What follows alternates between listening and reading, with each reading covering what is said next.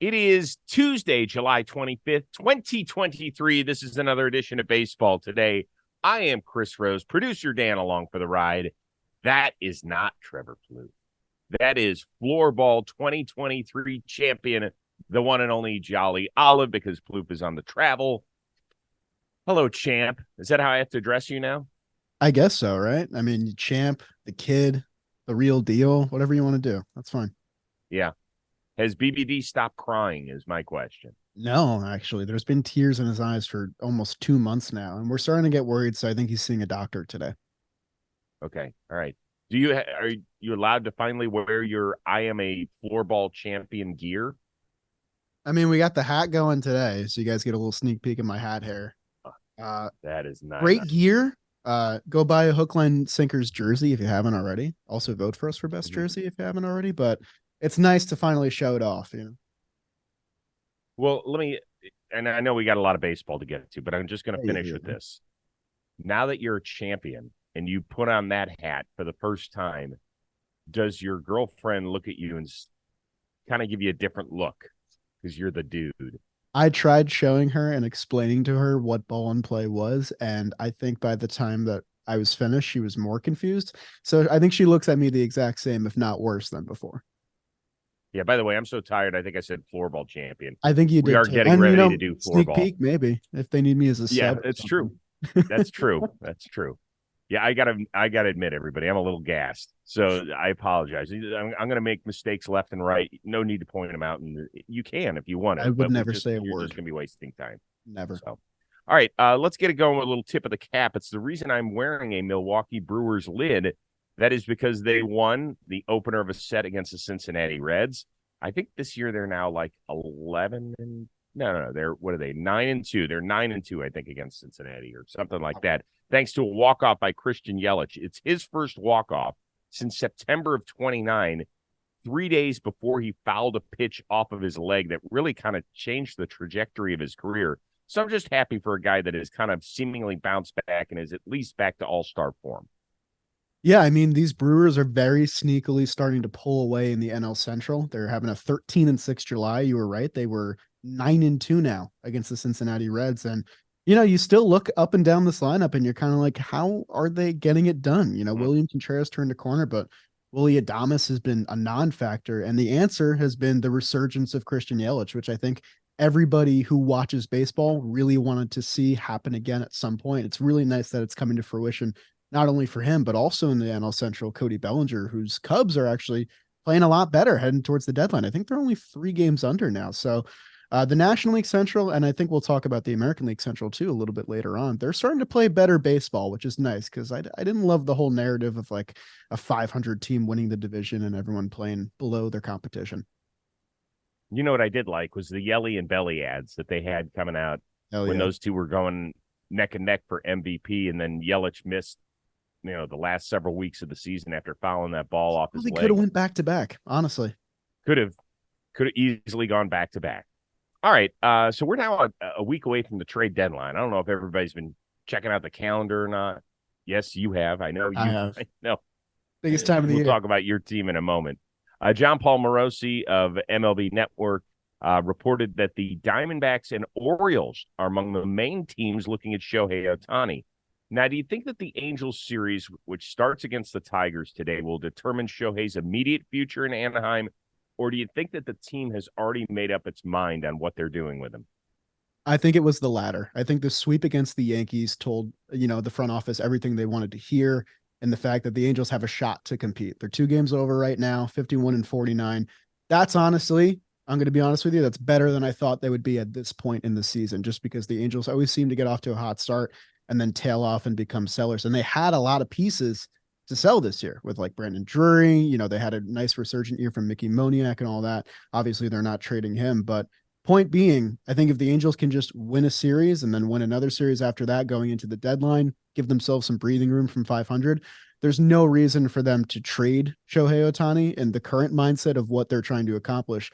Obviously, if you take a step backwards and look at the larger picture for the Angels' future, I think a lot of fans would probably suggest trading Shohei to a team like the Orioles or Diamondbacks, who are stocked up with position player prospects and pitching prospects that can really help their future. But At the same time, I'm going to maintain the perspective that I had on the last episode of Baseball Today that I did. And it's that I think that the Angels have too much pride at this point to trade who could be the best player in baseball history for just half a season. I don't know if they're going to be a playoff team, but I think that they're going to do their best to get there, and in doing so, keep Shohei Ohtani. Do you think that they have too much pride or too much fear of backlash? That's a really interesting question, because I definitely think it's a little bit of both. I mean, I said last time that you could risk losing your fan base if you trade away Shohei Ohtani, who might be the best player in your franchise's history.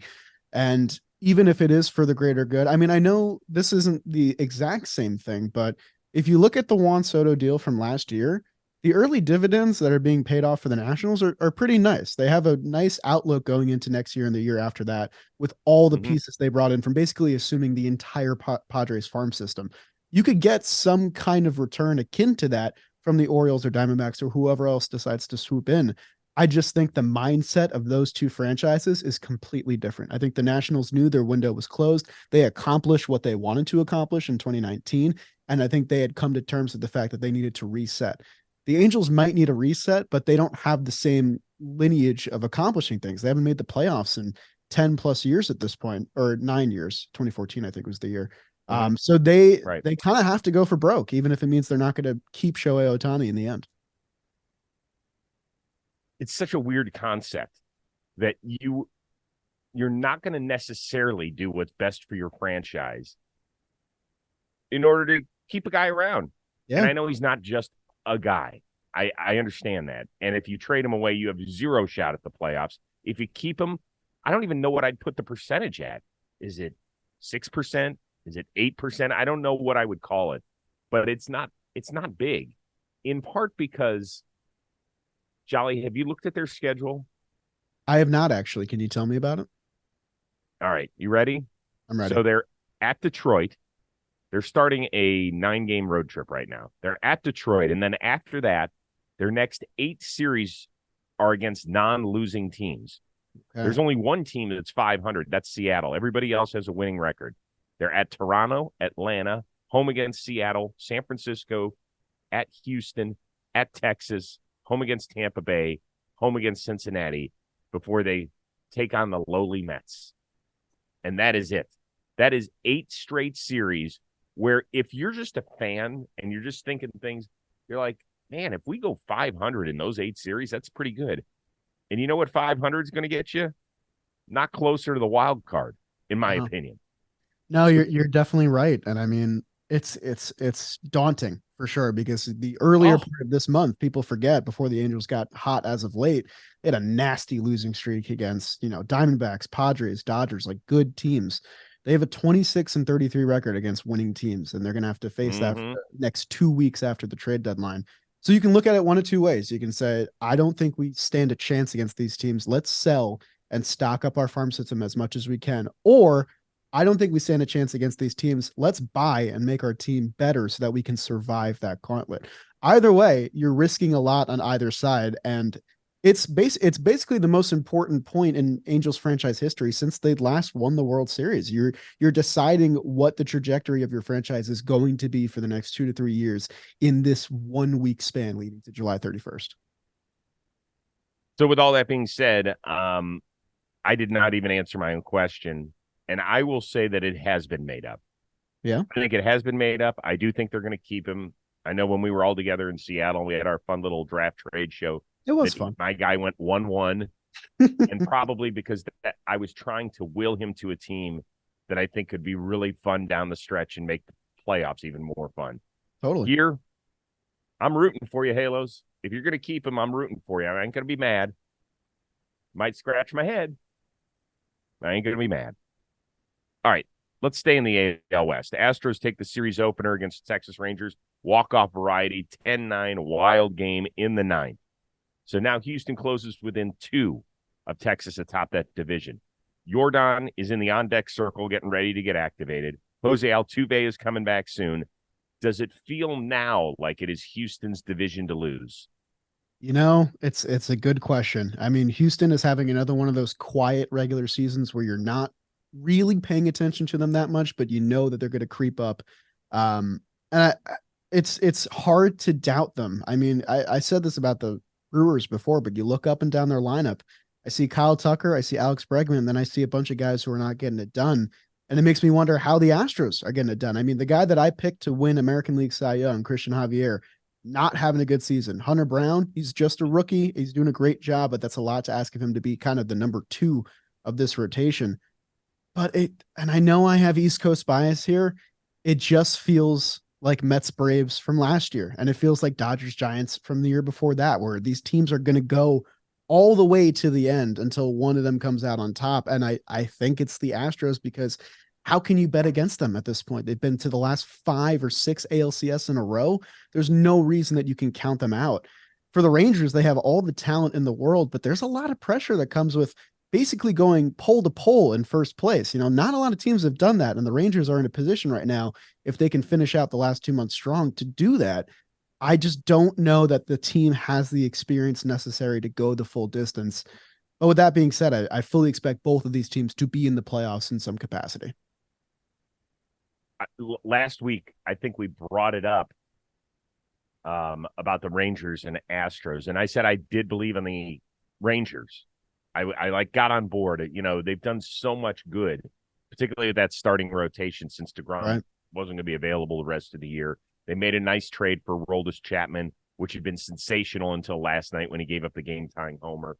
I still think they're going to make another play for at least another reliever. We know their offense is just amazing.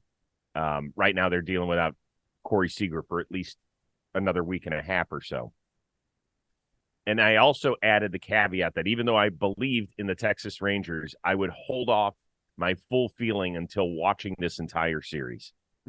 So round 1 goes to Houston, and it's hard not to kind of lean in their favor, because if they've done it this much without Yordan, without Altuve, the 2 guys that really make that offense go in different capacities, look out, because this team could just get going.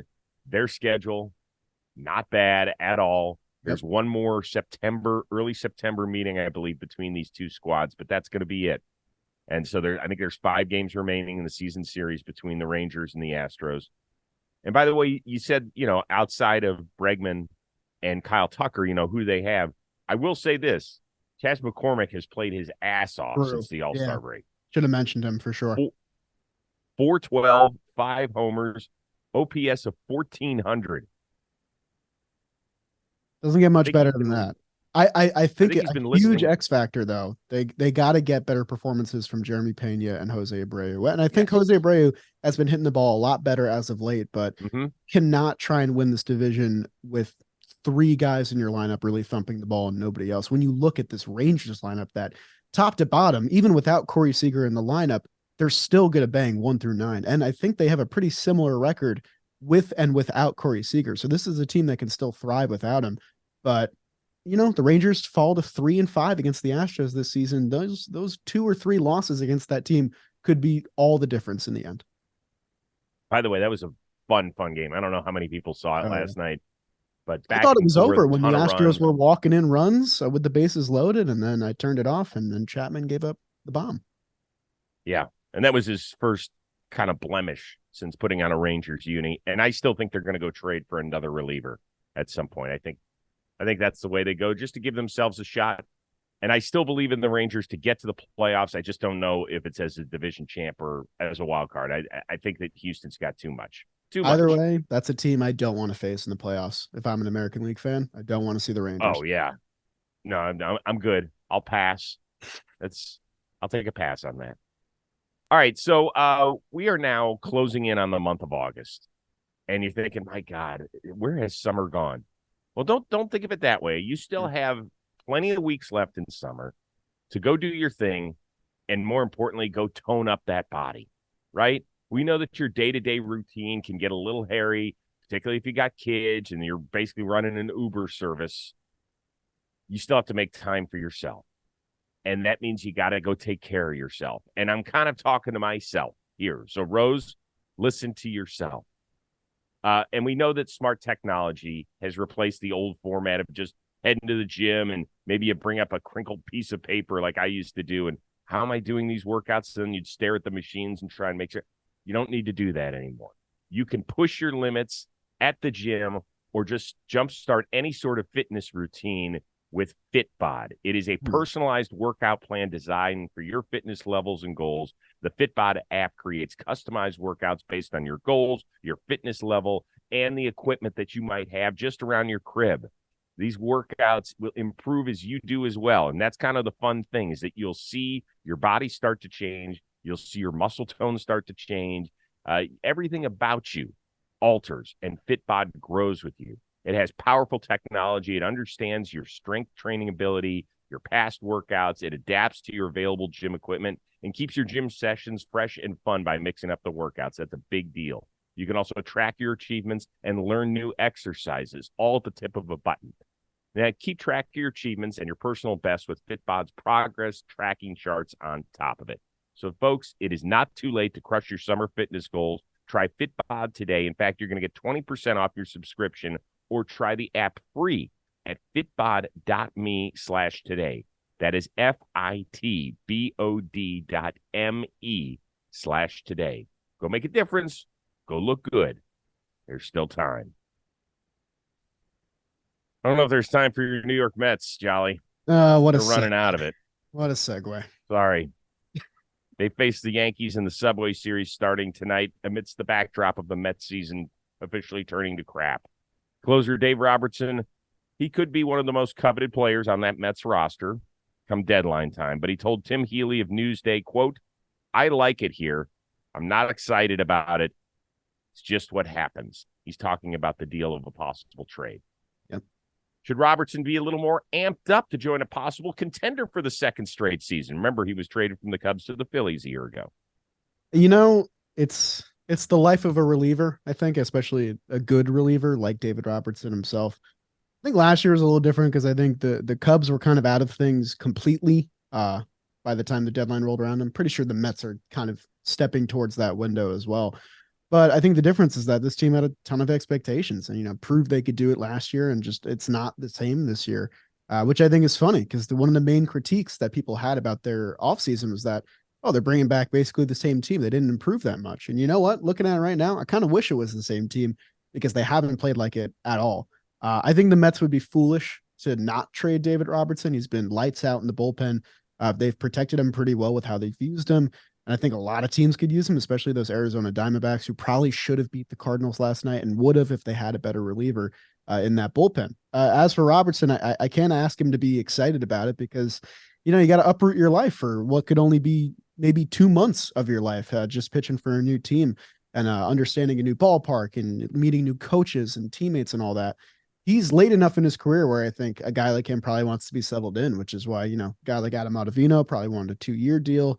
So on and so forth. But yeah, the Mets, I think they're going to be sellers at this point unless some miracle winning streak happens, which this team doesn't really look like they're capable of pulling that off consistently.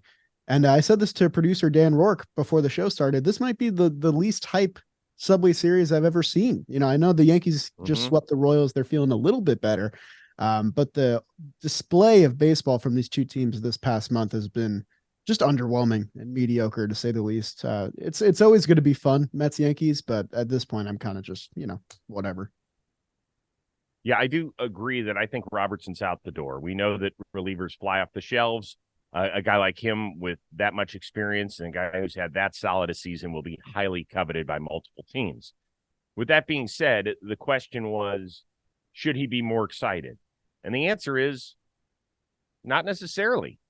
I know that there's probably baseball fans that listen and they're like, hold on, he has a chance to jump right into a pennant chase. Last year, he went from the disappointing Cubs to a Phillies team that went on this great run, made not only the playoffs where they kind of eked their way in, but also ran all the way to the World Series. What a blast. What great memories. Yes, that could be true. But also, Dave Robertson's almost 40 years old. He does have a World Series ring with the New York Yankees, correct? Yep, 2009. And he's got a young family. We forget about all of that stuff. We just see One day he's wearing Mets colors, and the next day he could be an Arizona Diamondback. We're like, wow, that's cool. Well, what you don't see is that he says goodbye to his wife and his kids for the next 2.5 months. Maybe I'll see you for one weekend as the kids get ready to start school in the near future. And I'm nowhere near you. And that hurts your heart. I mean, we had Miguel Rojas on the Rose rotation the other day. It's been hard for him. This is the first year he's not with his family. And so we just forget that they're human beings, that they're daddies, that they're husbands. And I'm not saying feel bad for them. They are financially compensated at a very high level. And they really, for the most part, most athletes that I've run into really enjoy what they do for a living. Not 100%, but most of them do. So I'm not saying feel bad for them, but I am saying understand the human side of a transaction as well. We just get to see it on Twitter. They have to live through it in their real life. Yeah, I mean, it's interesting to think about it that way, because from my initial perspective, when we mentioned the trade deadline a week away, I said it's the best time of the year. And, for my own channel, I make a lot of trade videos. People really seem to enjoy it because the novelty of a mid-season swap is just so interesting in baseball. But you got to remember, at the end of the day, this is teams trading people as a sort of product, as a good. It's very, very, an older concept that's so bizarre that it still exists in sports. And for these guys, yeah, most of them have families, especially the guys that are late into their careers, like David Robertson, who I believe is 37. And he's been traded before, so he knows the experience as well. And I can assure you that he probably doesn't enjoy it at this point. So I think going into this offseason, if he puts together another fine season, which it looks like he's going to, he might ask for a multi-year deal. And you know what? I cannot blame him. Let's move to the American League Central. Second straight extra inning walk-off for the Twins. They bested Seattle 4-3. Carlos Correa with the honors this time. You couple that with Cleveland's loss to Kansas City. Minnesota now leads the division by 4 games. Also, the Guardians made one other big transaction. They pushed Shane Bieber to the 60-day injured list. That means he won't be available until mid-September at the earliest. Is it a wrap in the Central? I mean, the Twins are playing much better ball, 9-2 in their last 11. They look tighter. They're getting better performances across the board. I always kind of believed in the Twins talent-wise a little bit more, but they haven't been able to string together that run of consistent play. And we might be seeing it right now. They've gotten great starting pitching all season long. Yesterday, they didn't have to use Duran, and they still wrapped up a win, although Colton Wong out of nowhere with a 2-run homer. How about that? The Twins, though, I think that it's their division to lose at this point. They invested the money in the team, and the Guardians, they can't stop tripping over themselves. It's been a frustrating watch for this team, and it doesn't help that they're going to be without Shane Bieber for the foreseeable future. Also, that means he's probably not getting traded, which I think me and you both thought was going to happen within the next week. And like I said before, it's nice to just see one team start to play winning baseball. I don't want to see a 500 record team make it into the playoffs just because of their division. And that goes for both Central divisions. So I'm happy to see at least one team pull away. So is it done? I think it's too soon to call it done. There's still 2 months left, but if you ask me which one of these teams is going to add at the deadline and improve, I would probably say the Twins before I would say the Guardians. Well, I would second that. I don't think there's any question that the Twins are going to do something. Now, the big question is it to try and lift up their offense? Because they know that even if they're good enough to hold off Cleveland and maybe Detroit, I just have to throw that in there, in the Central Division, that they're going to get pounded by these other teams, right? If they have to play a Texas in the first round, how are they going to keep up with that offense? If they do it with Baltimore, how are they going to do that? And then maybe have to come back, down a couple of runs against that bullpen. Good luck. So they're looking not only to keep the rest of the teams in the Central at bay, but they want to be able to match up so they don't get embarrassed, right? They've got that ridiculous losing streak come playoff time. They'd like to win a freaking game, if not at least the series. And this is also a team that has gotten a little burned recently in trades. I mean, the Tyler Mahle trade is aging pretty early. Spencer Steer and Encarnacion Strand for the Reds are playing well. The Pablo Lopez deal, the extension, that's nice, but Luis Arias would be a great complement to this kind of struggling lineup right now. And then Jorge Lopez for Yenier Cano just last year with the Orioles. So, I mean, the Twins, they have a little something to prove both on the field and with this front office too, to put together a sustainable winner. Yeah, those last 3 trades that you talked about, those are L's as of right now. It doesn't mean that you can't turn them into W's, but right now they sit in the loss column in the transaction area. But with all that being said, I'm not going to count out the Guardians. They usually play their best ball in the month of September under Terry Francona. They've just got to hang around. The weird thing is that, yeah, you look at last night's loss to Kansas City, and that's a tough one to swallow. They just took 2 out of 3 from Philly. They won a series against the Pirates, and they always say, if you just stack series, you're going to be okay. Well, recently they've stacked series, and they've lost ground on Minnesota. I don't think the Twins aren't going to lose the rest of the year. I think they will be losing some games. But we'll see. They have 6 more games head-to-head. If you're a Guardians fan, what you don't want is the Guardians having to go 5-1 or something in those 6 games. Right. 4-2, sure, you make up 2 games, you feel good. 5-1's tough. 6-0 is ridiculous. You can't just rely on those head-to-heads to say, okay, we'll make up the ground then. You just can't. Got to keep them close. Keep them close. Definitely. Yep. Are you a boxing guy at all? You know, Dan Canobio has partly made me a boxing guy, you could say. Well, that's good, because this Saturday, July 29th, 8 o'clock Eastern, Errol Spence Jr. takes on Terrence Crawford. Undisputed welterweight world championship will be on the line, and it is live on ppv.com. ppv.com is the only streaming platform where boxing fans can participate in live interactive fan chat hosted by boxing experts. For Spence and Crawford, it's our own old man Dan Canobio. He'll be at the helm, joined by Chris Algieri and legendary boxing writer Lance Pugmire. You know, if you have joined us in the chats for Blitzball, for Ball and Play League, how much fun those can be. You love talking trash. You love asking questions, all sorts of stuff. Well, you can do it for boxing this Saturday. ppv.com is the most convenient, most reliable, most engaging way to stream pay-per-view events. There's no subscription required, ever. That's a big deal. So download the ppv.com app to all your favorite devices. You can watch it on your computer or your phone, or, of course, stream it to your big screen TV. So order Spence Crawford on ppv.com right now. Believe me, it is the very best way to watch this fight. You will not want to miss it. And go chat it up with old man Dan and his friends. Love that. All right, before we get out of here, on the YouTube and podcast side of things, Elly De La Cruz did it again. Mashed a 456-foot home run up in Milwaukee, which I think just landed.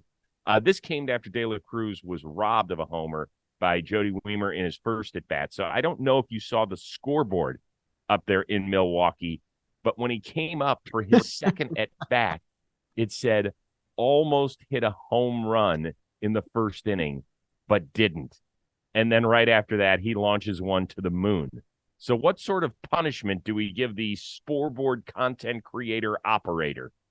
You know, I can't punish him, because that is the risk you run when you have a good time at the ballpark and get a little cheeky.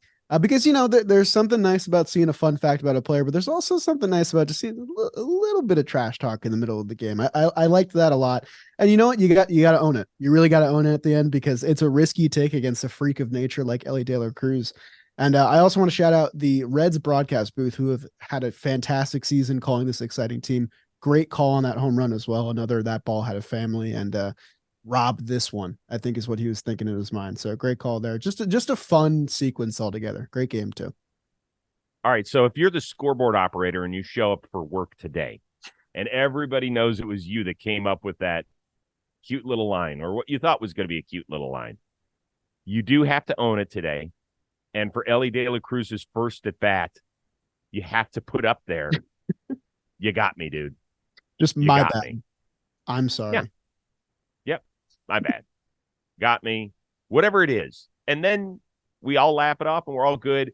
Listen, the vibes in Milwaukee are great right now. You're 9-2 head-to-head against the Reds. You just had a walk-off hit to get the W. So take advantage of the atmosphere. If it had been 3-2 the other direction, you're walking out of there and everybody's looking at you because they're wondering, well, what's the reason we lost?